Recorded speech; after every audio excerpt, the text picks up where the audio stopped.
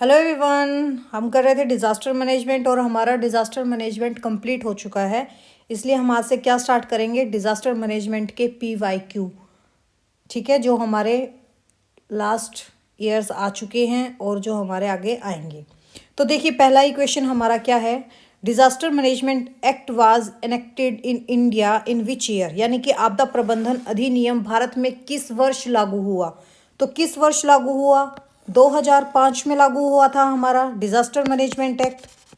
कब लागू हुआ था, 2005 में। किस डेट को लागू हुआ था, 26 दिसंबर 2005 को। और हमारा जो ये DMA है, ये है क्या, भारत का पहला व्यापक कानून है जो आपदा प्रबंधन के लिए बनाया गया था। किस उद्देश्य के लिए बनाया गया था, वही आपका मिटिगेशन, प्रिपेयर्डनेस, रिस्पांस, रिकवरी और रिकंस्ट्रक्शन के लिए। और केंद्र, राज्य, जिला स्तर पर संस्थागत ढांचा बनाया गया था। इसके अंतर्गत कौन कौन से इंस्टीट्यूट आगे थे, हमारा NDMA जो हमारा नेशनल डिजास्टर मैनेजमेंट अथॉरिटी है, जिसके अध्यक्ष कौन होते हैं, आपके प्रधानमंत्री।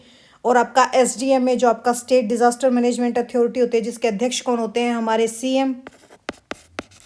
और हमारा क्या बनाया गया था, DDMA district disaster management authority. इसके कौन होते हैं अध्यक्ष, DM। इसके कौन होते हैं, CM। इसके कौन होते हैं, PM। यही होते हैं। और इसके अंतर्गत एक और हमारी फोर्स आई थी, कौन सी, NDRF।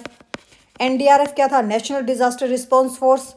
ठीक है, जो हमारा जो कॉन्स्टिट्यूशन है या अधिनियम है, उसके कौन कौन से सेक्शन आते थे इसके अंतर्गत, कौन कौन से सेक्शन के अंडर ये बनाया गया था, सेक्शन 44 और 45 के अंतर्गत। यानी कि जो आपका बाढ़ आ गया, भूकंप आ गया या CBRN हो गया, इनके लिए विशेष प्रशिक्षित बल होता है ये।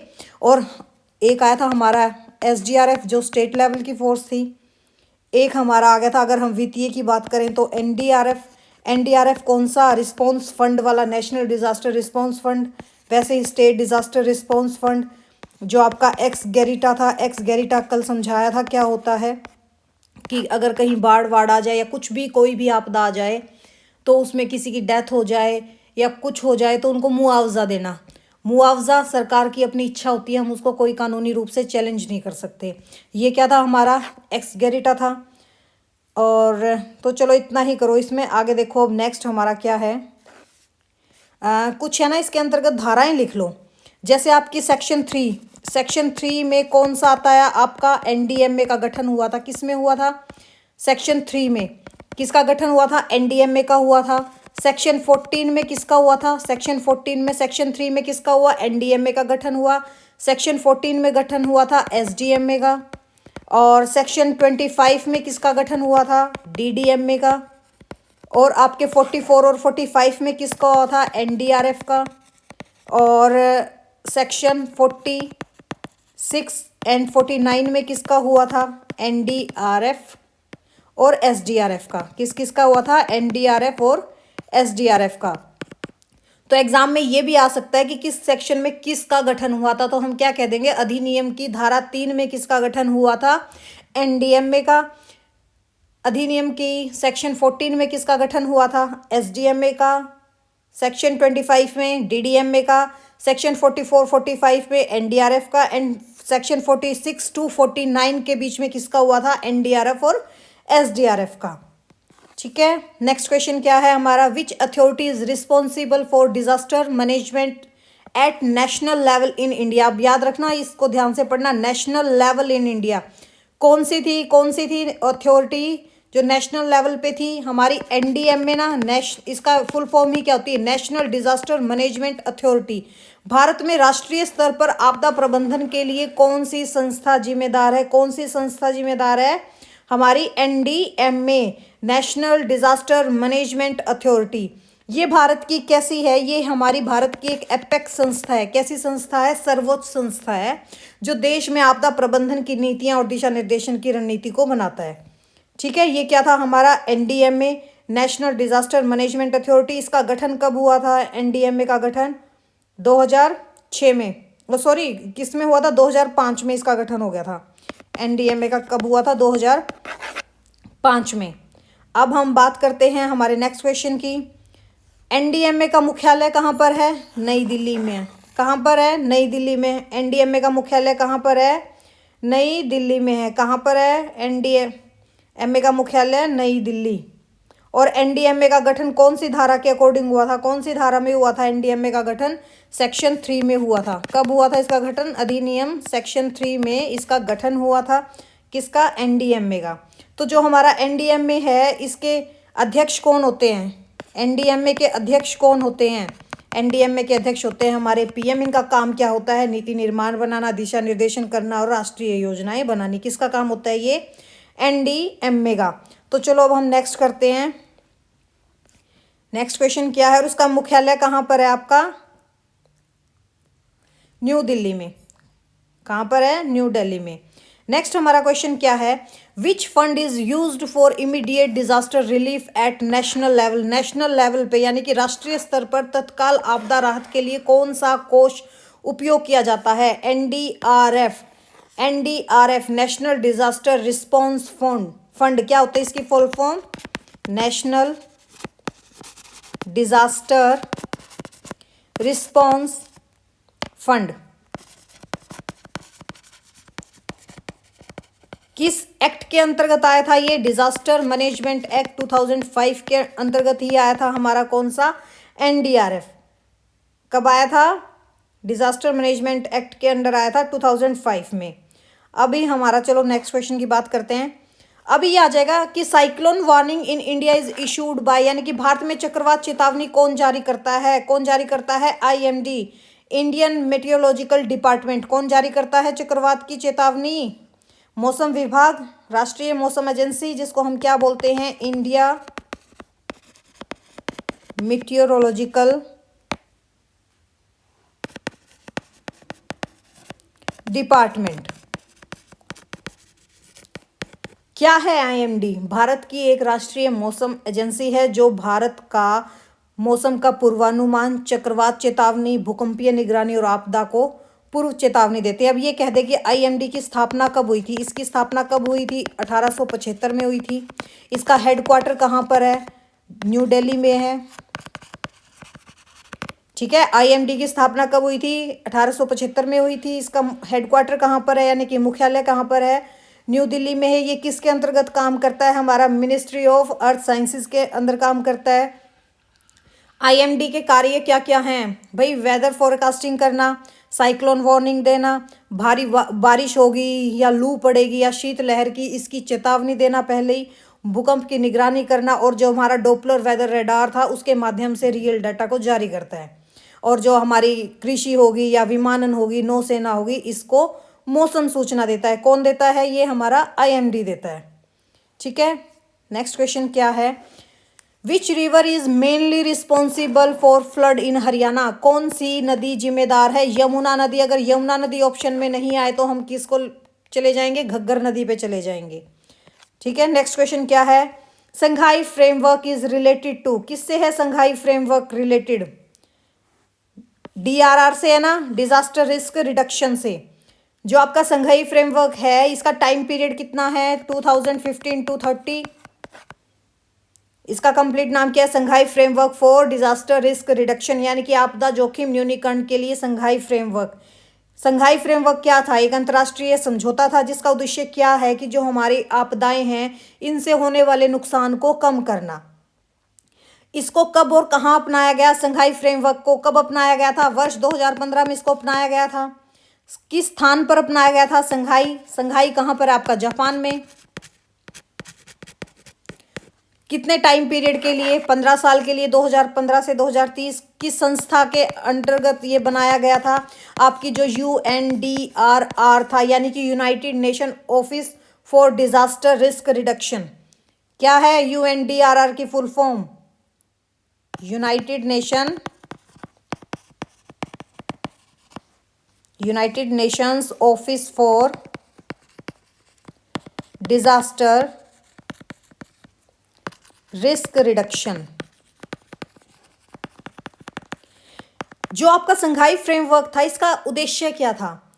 एक तो भाई जो हमारी मानव जीवन है उसकी हानि कम करना, आजीविका और संपत्ति का नुकसान घटाना, आर्थिक, सामाजिक, पर्यावरणीय क्षति को कम करना, आपदा के बाद जो प्रतिक्रिया होती है, रिस्पॉन्स होता है, उससे अधिक आपदा से पहले रोकथाम पर जोर देना। तो संघाई फ्रेमवर्क के अगर हम बात करें तो क्या ग्लोबल टारगेट्स थे? सबसे पहला क्या टारगेट था भाई, 7 टारगेट थे इनके। कौन कौन सा, आपदा में होने वाली मृत्यु दर में कमी लेके आना, डेथ रेट में कमी लेके आना, प्रभावित लोगों की संख्या भी कम करना, आर्थिक नुकसान घटाना, हमारे जो बुनियादी ढांचे या सेवाएं होती हैं, चाहे हमारा हेल्थ हो या हमारी एजुकेशन हो, उसको उसके नुकसान को कम करना, हमारा राष्ट्रीय और स्थानीय डीआरआर योजनाएं बनाना, विकासशील देशों को अंतर्राष्ट्रीय सहयोग बढ़ाना और अर्ली वार्निंग सिस्टम और जोखिम सूचना तक पहुंचाना। इस संघाई फ्रेमवर्क की कितनी प्रायोरिटीज थी, हम कंप्लीट कर चुके हैं संघाई फ्रेमवर्क, जाके देख लेना क्या क्या प्रायोरिटीज थी। 4 प्रायोरिटी थी। पहली कौन सी थी, अंडरस्टैंडिंग रिस्क, डिजास्टर रिस्क की थी, यानी कि आपदा जोखिम को कम करना, जिसमें आपका जोखिम आंकलन हो गया या डाटा कलेक्शन हो गया, रिसर्च होगी जो आपके हैजर्ड, एक्सपोजर और वेन्यूरेबिलिटी का अध्ययन करती है। फिर सेकंड क्या था भाई, शासन व्यवस्था को मजबूत बनाना, यानी कि स्ट्रेंथनिंग डिजास्टर रिस्क गवर्नेंस का काम करना, भाई उस पर क्या कानून बने, क्या नीतियाँ बने, संस्थागत ढांचा क्या होगा, सेंटर गवर्नमेंट का या हमारी स्टेट गवर्नमेंट का या हमारी डिस्ट्रिक्ट का, कैसे उसमें समन्वय हो। थर्ड क्या था इनकी प्रायोरिटी भाई, इन्वेस्टिगिंग इन डिजास्टर रिस्क रिडक्शन, यानी कि आपदा जोखिम न्यूनीकरण में निवेश करना, एक सुरक्षित अवसंरचना करना, बीमा वित्तीय व्यवस्था करना, क्लाइमेट रेजिलेंट का विकास करना। और फोर्थ क्या था इनका, जैसे enhancing disaster preparedness for effective response and build back better का सिद्धांत था भाई, मॉक ड्रिल होगी या निकासी होगी, लोगों के लिए स्वास्थ्य सुविधाएं उपलब्ध करवाना हो गया, उनका लाइवलीहुड का स्टॉक हो गया। ये क्या थी, ये इनकी 4 प्रायोरिटीज थी। आगे नेक्स्ट क्वेश्चन क्या है, which disaster is cause due to prolonged rainfall in hilly areas, यानी कि पर्वतीय जो हमारे क्षेत्र हैं वहां पर लंबे समय तक वर्षा से कौन सी आपदा होती है, कौन सी आपदा होती है बताओ, लैंडस्लाइड्स होती हैं। कौन सी होती है, सबसे पहली होती है आपकी लैंडस्लाइड। अगर भूकंप भी आएगा तो उससे भी क्या होगी, आपकी लैंडस्लाइड ही होगी। नेक्स्ट क्वेश्चन क्या है, which force is India specialized disaster response force, Bharat की विशेष आपदा प्रतिक्रिया बल कौन सा है, कौन सा है हमारा, NDRF, national disaster response force, कौन सा है, नेशनल डिजास्टर रिस्पॉन्स फोर्स। कौन सी प्रतिक्रिया बल है हमारी डिजास्टर की, एनडीआरएफ है, नेशनल डिजास्टर रिस्पॉन्स फोर्स। जो हमारा एनडीआरएफ है ये भारत की क्या है, विशेष प्रशिक्षित आपदा प्रतिक्रिया बल है, जो प्राकृतिक एवं मानव निर्मित आपदाओं के समय आपका सर्च एंड रेस्क्यू ऑपरेशंस चलाते हैं एंड रिलीफ का कार्य करते हैं। यही काम होता है एनडीआरएफ का। अब आ जाएगा एनडीआरएफ की स्थापना कब हुई थी, एनडीआरएफ की स्थापना हुई थी 2006 में। कब हुई थी, 2006 में। किस एक्ट के अंदर हुई थी, डिजास्टर मैनेजमेंट एक्ट 2005 के अंतर्गत हुई थी। कौन से सेक्शन के अंतर्गत हुई थी, कौन सा सेक्शन 44, 45 के अंतर्गत हुई थी। किसके अधीन काम करता है, जो हमारा होम मिनिस्ट्री है इसके अंतर्गत इसका काम होता है, यानी कि मिनिस्ट्री ऑफ होम अफेयर्स। अगर हम इसके हेडक्वार्टर की बात करें तो हेडक्वार्टर कहाँ पर है इसका, न्यू दिल्ली में है। कहाँ पर हेडक्वार्टर, न्यू दिल्ली में है। इसके अंतर्गत हमारी कितनी बटालियन आती हैं, 16 बटालियन इसके अंतर्गत हमारी आती हैं। जैसे जस्ट लाइक अवर बीएसएफ हो गया, हमारा सीआरपीएफ हो गया, हमारा सीआईएसएफ हो गया, हमारा आईटीबीपी हो गया, क्या हो गया, आईटीबीपी हो गया, और हमारा जैसे एसएसबी हो गया, और क्या हो गया हमारा एसएसबी हो गया। ये जो जितनी भी बटालियन है ये क्या काम करते हैं भाई, सर्च और रेस्क्यू ऑपरेशंस चलाते हैं, मेडिकल टीम प्रोवाइड करना, इंजीनियरिंग टीम होती है, और इनकी सीबीआरएन की विशेषज्ञ टीम होती है। एनडीआरएफ किन डिजास्टर में काम करता है, जैसे हमारा फ्लड आ जाए या हमारे कहीं साइक्लोन आ जाए, अर्थक्वेक आ जाए, लैंडस्लाइड हो जाए, या कहीं आग लग जाए, अग्निकांड हो जाए। जो हमारा सीबीआरएन है, सीबीआरएन जैसे आपका था केमिकल, बायोलॉजिकल, रेडियोलॉजिकल, न्यूक्लियर, जो हमारा न्यूक्लियर का हमने चैप्टर किया था, न्यूक्लियर डिजास्टर का, उसके अंतर्गत हमने अच्छे से किया था सीबीआरएन। या कोई रेल दुर्घटना हो जाए, विमान दुर्घटना हो जाए, ठीक है। इनके क्या क्या काम होते हैं, अगर हम इनकी भूमिकाएं देखें तो सर्च एंड रेस्क्यू ऑपरेशंस करना, फंसे लोगों को सुरक्षित निकासी करना, फर्स्ट एड पहुंचाना लोगों तक, मृतकों की पहचान करना, राहत शिविर का संचालन करना, मॉक ड्रिल और प्रशिक्षण करना, और जन जागरूक अभियान कार्यक्रम। जो हमारे अब नेक्स्ट क्वेश्चन क्या है, नेक्स्ट क्वेश्चन है national disaster response force was formed in, अभी हम करके आए हैं 2006 में, किस एक्ट के अंतर्गत, डिजास्टर मैनेजमेंट एक्ट 2005 के अंतर्गत किसके अधीन काम करता है? ये होम मिनिस्ट्री के अंतर्गत काम करता है। कार्य क्या है? सर्च, रेस्क्यू, रिलीफ, ये इसके काम है। विशेषता क्या होती है? जो हमारी CBRN रिस्पॉन्स है इस पे काम करना। CBRN क्या होता है हमारा? कि भारत की एक विशेष CBRN प्रशिक्षित फोर्स होती है। CBRN किस पे काम करता है भाई? जो आपका केमिकल, बायोलॉजिकल, रेडियोलॉजिकल, न्यूक्लियर है, इसके लिए एक स्पेशल एक प्रशिक्षण दिया जाता है फोर्स को। जैसे आपकी PPE किट्स होती हैं, वो बांटना, गैस डिटेक्टर के लिए या डिकमेंडेशन के लिए यूनिट्स का उपयोग करना। तो हम सिंपल क्या कह सकते हैं? जो हमारा NDRF है इसकी स्थापना कब हुई थी? 2006 में हुई थी। किसके अंतर्गत हुई थी? डिजास्टर मैनेजमेंट एक्ट 2005 के अंतर्गत हुई थी। तो ये थे आज के हमारे 11 PYQ, मोस्ट इंपॉर्टेंट है। हम ऐसे ही करते चलेंगे, एक क्वेश्चन के अंतर्गत हमारे 4-5 क्वेश्चन कवर हो जाएंगे और कंप्लीट सिलेबस दोबारा रिवाइज हो जाएगा। तो चलो, हमारा हो तो गया। बाकी PYQ करने से पहले अगर कंप्लीट क्लासेस कर लोगे तो बेनिफिट होगा, तब ये PYQ आप इजीली कर पाओगे। तो चलो मिलते हैं अब हम नेक्स्ट में। नेक्स्ट हम लेके आएंगे 20 या 20 के करीब